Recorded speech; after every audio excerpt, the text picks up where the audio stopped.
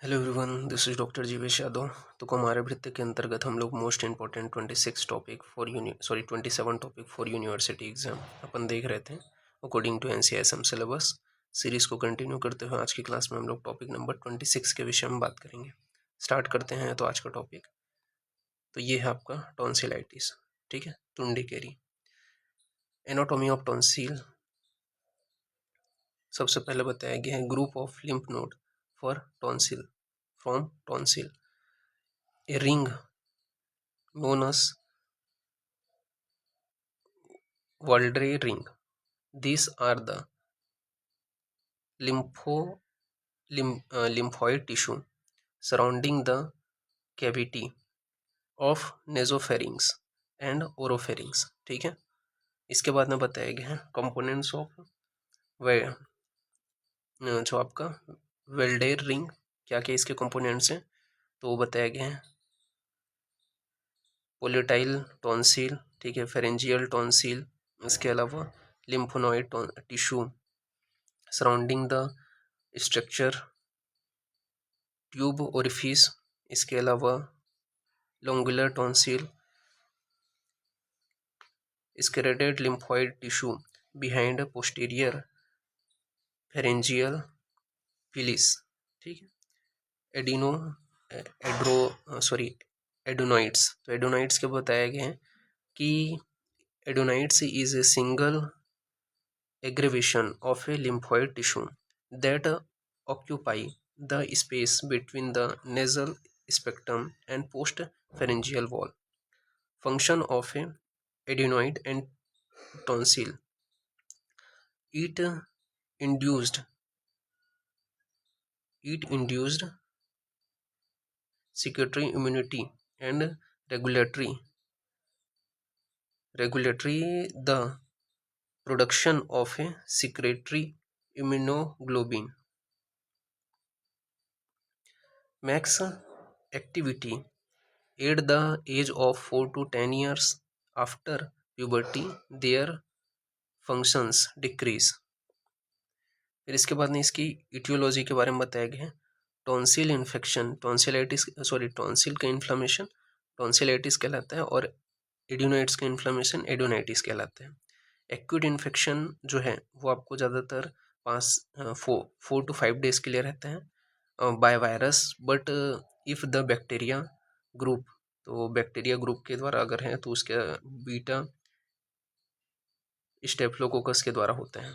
ठीक है, chronic infection अगर है तो वो मोर देन 2 वीक्स तक आपको देखने को मिलेगा, most commonly by bacteria staphylococcus haemophilus influenza. ठीक है, फिर है टॉन्सिलर मेलिग्नेंसी, तो टॉन्सिलर मेलिग्नेंसी के बारे में बताया गया है rapid enlargement of one tonsil is highly suggestive of a tonsil malignancy known as lymphoma. ठीक है, तो इसे और क्या कहते हैं, लिम्फोमा भी कहते हैं। क्लिनिकल फीचर के बारे में बात कर लेते हैं, क्या क्या क्लिनिकल फीचर देखने को मिलेगा।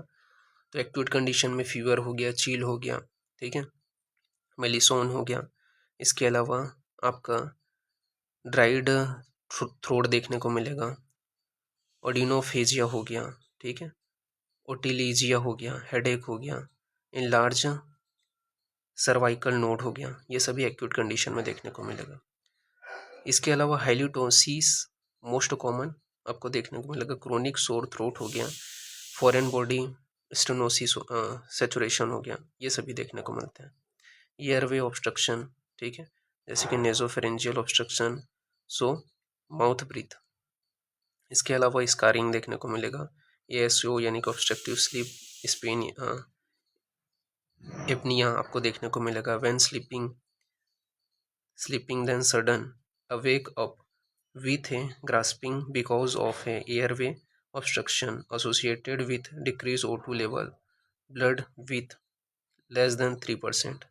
इसके अलावा हाइपोनेजल स्पीच, तो हाइपोनेजल स्पीच के अंतर्गत बताया गया है other lymph node Thames speech work in place of a tonsil when tonsillectomy done at age of 4 to 10 year due to obstructive sleeping।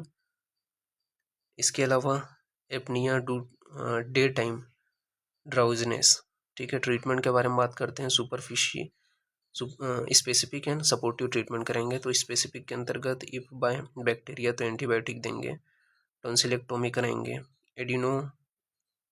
एडिनोटोमी कराएंगे, ठीक है। सपोर्टिव ट्रीटमेंट में फीवर में एंटीपायरेटिक देंगे, सोर थ्रोट और ओलिंगिया या हेडेक में NSAIDs देंगे, ठीक है। इसके अलावा बताया गया है क्राइटेरियाज ऑफ टॉन्सिलेक्टोमी। तो क्राइटेरियाज बताया गया है टॉन्सिलेक्टोमी करने का है at least 7 episode in the previous year or 5 episode in last 2 year, not responding to medical treatment, high grade fever, ठीक है, टॉन्सिल एक्सुडेट्स, ठीक है, उस कंडीशन में अपन देंगे। ORA ट्रीटमेंट कब कराएंगे, ठीक है। तो ORA ट्रीटमेंट बताया गया है कि कंटिन्यूस पॉजिटिव एयरवे प्रेशर अगर है तो उसमें अपन कराएंगे। इसके अलावा टॉन्सिलेक्टोमी एंड एड्रेनोक्टोमी, ये दोनों अपने को कराना पड़ता है इसमें। फिर है कॉम्प्लिकेशन बताया गया है, तो कॉम्प्लिकेशन में क्या क्या देखने को मिलते हैं, तो पोस्ट स्टेफिलोकोकस ग्रेमुलाइटिस देखने को मिलेगा, ठीक है, ग्लोमेरुलाइटिस सॉरी, ठीक है, एक्यूट रोमेटिक फीवर, पेरिटोन्सिल और रेक्टोफेरेंजियल एब्सेस, ठीक है। तो ये सारी चीज़ें कॉम्प्लिकेशन के अंतर्गत बताया गया। तो इस प्रकार से ये जो है टॉपिक ये यहाँ पे फिनिश होता है, ठीक है। तो अभी के लिए इतना ही, नेक्स्ट जो क्लास होगा उसमें अपन इसके आगे का कंटिन्यूशन करेंगे, ठीक है। अब लास्ट टॉपिक हम नेक्स्ट क्लास में देखेंगे, ठीक है। Thank you class.